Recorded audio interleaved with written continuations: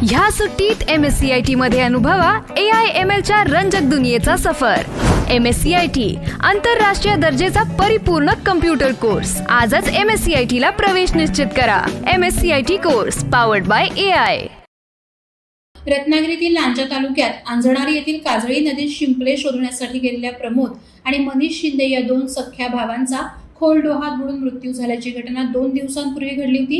ही दुर्घटना ताजी असतानाच आता रत्नागिरीत आणखी एका अशाच हृदय पिळवटून टाकणारी घटना घडली आहे। रत्नागिरी शहरानजीकच्या शेळ धरणाच्या नदीपात्रात पोहण्यासाठी गेलेल्या 2 चिमुकल्या मुलांचा नदीच्या पाण्यात बुडून करून अंत झाला। तनिष्क अक्षय आंबेकर आणि स्मित वासुदेव आंबेकर अशी या मुलांची नावे आहेत। रत्नागिरी शहराला पाणी पुरवठा करणाऱ्या शेळ धरणामध्ये सध्या पाणी कमी आहे। धरणाजवळ पायथ्याशीच फणसवळे हे गाव आहे। सोमवारी दुपारी 1:45 सुमारास दोघेही आपापल्या घरी शाळेत चित्रकलेच्या स्पर्धेसाठी जात असल्याचं सांगून बाहेर पडले होते। त्यानंतर ते शाळेत न जाता थेट धरण परिसरात गेले। त्यावेळी तेथील ग्रामस्थांनी त्यांना पाहून हटकलं, परंतु त्यांची नजर चुकवून ते पुन्हा धरणाच्या दिशेने गेले। त्याच वेळी धरणाच्या भिंतीच्या वरील बाजूला फणसवळे कोंड गावचे सरपंच निलेश लोंढे आणि दिलीप आंबेकर फिरण्यासाठी गेले असताना त्यांना हे दोघंही धरणाच्या दिशेने जाताना दिसले।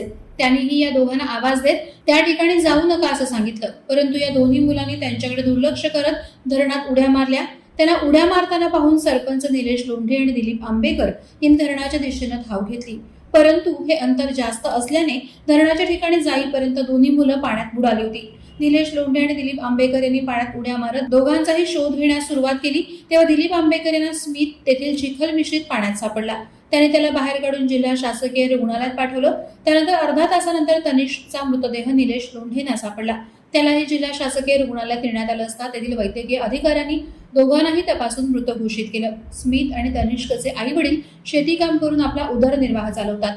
ही घटना घडली तेव्हा स्मितचे आई वडील शेतात तर तनिष्कचे आई वडील घरीच होते। याबाबत माहिती मिळताच या लहानग्यांच्या नातेवाईकांनी फोडलेला टाहो उपस्थितांचं हृदय पिळवटून टाकणारा होता। दरम्यान ग्रामीण पोलीस ठाण्याचे पोलीस निरीक्षक नितीन ढेरे यांनी आपल्या टीमसह जिल्हा शासकीय रुग्णालयात धाव घेतली। दोन्ही मृतदेहांची उत्तरे तपासणी करून सायंकाळी उशिरा मृतदेह पालकांच्या ताब्यात देण्यात आले। वादळवाडा लाईव्हसाठी न्यूज ब्युरो रत्नागिरी। नवी मुंबई व रायगड जिल्ह्यातील ताज्या बातम्या आणि घडामोडींसाठी सबस्क्राईब करा वादळवाडा लाईव्ह चॅनल आणि दाबा बेल आयकॉन।